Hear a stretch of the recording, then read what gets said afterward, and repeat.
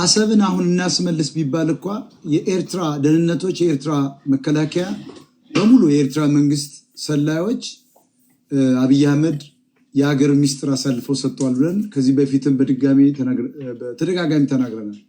እንደምናስታውሰው የአየር ኃይሉን እንዲሁም የምድር ጦሩን የኢንሳን የተባለ ከፍተኛ የስለላ ተቋም እንዲሁም የሀገሪቱን የደህንነት ተቋም አደረጃጀት ብሎም የተለያዩ ዩኒቨርሲቲዎችን በተለይ የመከላከያ ኢንጂነሪንግ የተባለውን የሀገሪቱን አንጡራ ሀብት ከፍተኛ የሀገር ሚስጥር አሳልፈው ለኢሳያስ አፈወርቂ ሰላዮች እንዳስጎበኙ የምናስታውሰው ነው። ስለዚህ ኤርትራውያን በመንግስት በብልጽግና መንግስት መዋቅር ውስጥ አሉ ብቻ ሻቢያዎች ሰላዮች ብቻ ሳይሆኑ የሀገር ሚስጥር በሙሉ አሳልፈው ጠቅላይ ሚኒስትሩ ስለሰጡ ዛሬ ለጦርነት ቢነሱ ከኢንሳ ጀምሮ የሚያውቁት ስለሆነ ለማሸነፍ አያዳግታቸውም። እንግዲህ ጠቅላይ ሚኒስትሩ ወይም አብይ አህመድ የሚባሉት ሰው በአየር ላይ የአየርን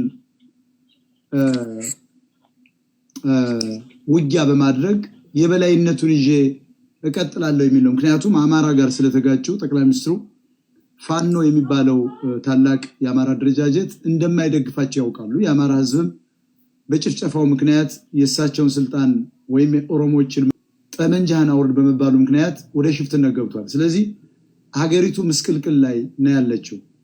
ስለዚህ የአሰብ ጉዳይ ሲነሳ በመጀመሪያ ደረጃ እንደኔ አመለካከት በመንግስት ውስጥ ያሉ ቁልፍ የሆኑ የሚታዩ የሚታወቁና እኛም ማናውቃቸው ራሱ መንግስት አምኖ ያሰማራቸው ብቻ ሳይሆን የማያውቃቸው በፕሮክሲ በእጅ አዙር ሊዋጉን የሚችሉ መረጃ ሊያወጡ የሚችሉ ሁለቱም ትግሬዎች ከክፍለ ኢኮኖሚው ተነቅለው ካልወጡ ውጊያው ቢካሄድ አጥጋቢ አይደለም ብዬ እደመድመዋለሁ ወይም እገምታለሁ። ውጊያው ኢትዮጵያ ልታሸንፍ አይችልም። አርከበ ቁባይን የሚያክል ጊጋንት የሆነ የህዋት መሪ የሆኑ ሰው እዚያ ጋር አስቀምጠሽ ሳሞራው የኑስ የተባሉ የቀድሞ ኢታማ ወጋለው ማለት ወይም ደግሞ የአድዋ ትግሬዎችና ህወሓት ማለት ነው የትግራይ ህዝብ አንጨምረው እንኳ አባሎቻቸው 750 ሺህ አባሎቻቸውና የኤርትራው ሻቢያ አንድ ናቸው ብለን እናስባለን። ስለዚህ በዚህ አኳኋን የወደቡ ጥያቄ ይሳካል ብለን በእኛ ሚዲያ በኩል አናስብም። በእኔ በኩል ይሄ አመለካከት አለ። ሌላው አምባሳደር ዲና ሙፍቲ አይደለም ወደ ቲክታክ የመጡ ፋኖ ዘመነ ካሴም የተባሉ ሰው እንግዲህ የፋኖን አደረጃጀት እመራሉ የሚሉ በቲክቶክ ላይ መጣው እንደነ ማርሸት የተባሉ የህዝብ ግንኙነታቸው ሲወያዩ ተመልክተናል።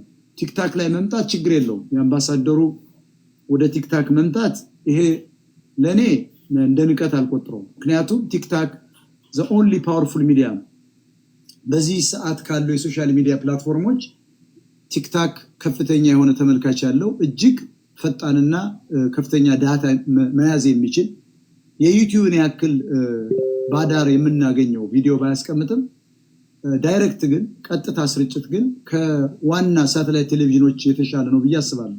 ስለዚህ የአምባሳደር ዲና ሙፍቲ በቲክታክ ላይ መውጣት አንዳንድ ሰዎች እንዴት አምባሳደሩ ነው ቲክታክ ላይ መጡ የሚል በጣም ተራ የሆነ ወሬ ነው። ጠቅላይ ሚኒስትሩ አብይ አህመድም የቲክታክ ኦፊሻል ፔጅ እንዳላቸው አሳውቀዋል።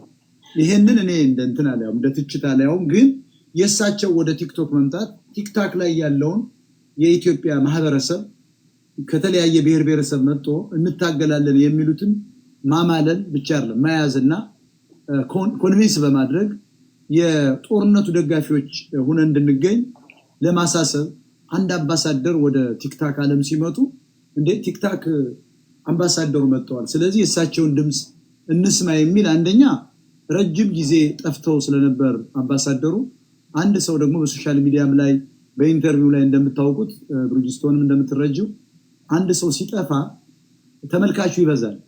እንግዲህ እሳቸው የመጡ በሶሻል ሚዲያ ላይ ለመጀመሪያ ጊዜ ነው እና ሊያስደንቅም ይችላል። የኢትዮጵያ ህዝብ ደግሞ ለአዲስ ነገር በጣም ብርቁ ነው። ስለዚህ የአምባሳደሩ መምጣት የሚያስገርም አይደለም። ምክንያቱም የብልጽግና መንግስት በመከፋፈል ላይ ነው ሐሳቡ ሁሉ ድንግርግሩ የወጣ አንዱ አንዱን የሚመርጅ አንዱ አንዱን የሚያጠቃ አንዱ አንዱን የማያምን ያላቸው በጀት አሁን ጦርነቱ ቢከፈት እኮ ብሪጅስቶን ለ6 ወር የሚያዋጋ በጀት የላቸውም። ስለዚህ ጦርነቱ አጥጋቢ አይደለም። ቢያንስ እንኳን 3-4 ዓመት የሚያዋጋ በጀት ሊኖር ይገባል። የአብይ አህመድ ስርዓት ደግሞ እንደምናውቀው ምንም ገንዘብ የለውም። የመንግስት ሰራተኛው ለ6 ወር መመገብ የሚችል በጀት እንደሌለው ይታወቃል።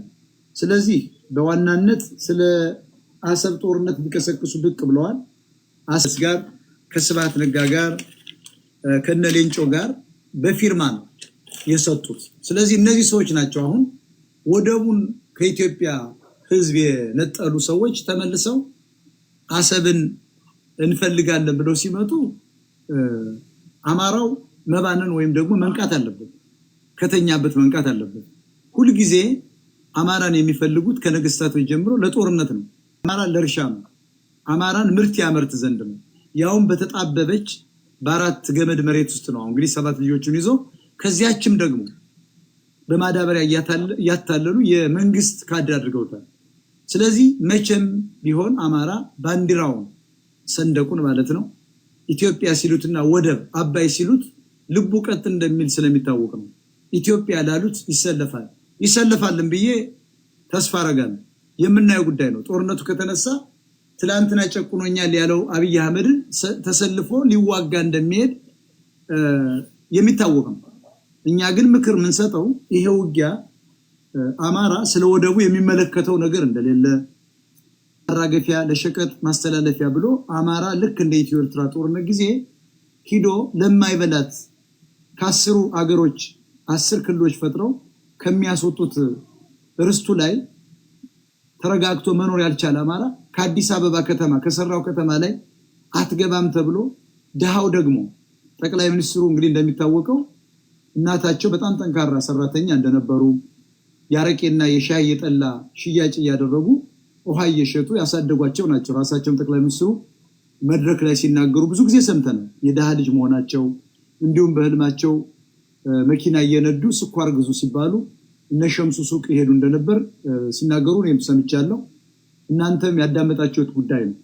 ግን አንድ መሪ ከደሃ ቤተሰብ ወጥቶ ግን አማራን በኮሪደር ልማት አፈናቅለው ባለመጨረሳቸው በጠላና ባረቂ ደግሞ በበታችነት ስራ ላይ ተሰልፈው ልጆቻቸውን ለማሳደግ የተሰለፉ የአማራ እናቶችን የጉራጌ እናቶችን ከደሃ ቤተሰብ ወጥተው በዚያ ደረጃ ደሃዎችን መበቀላቸው በጣም ያሳፍራል።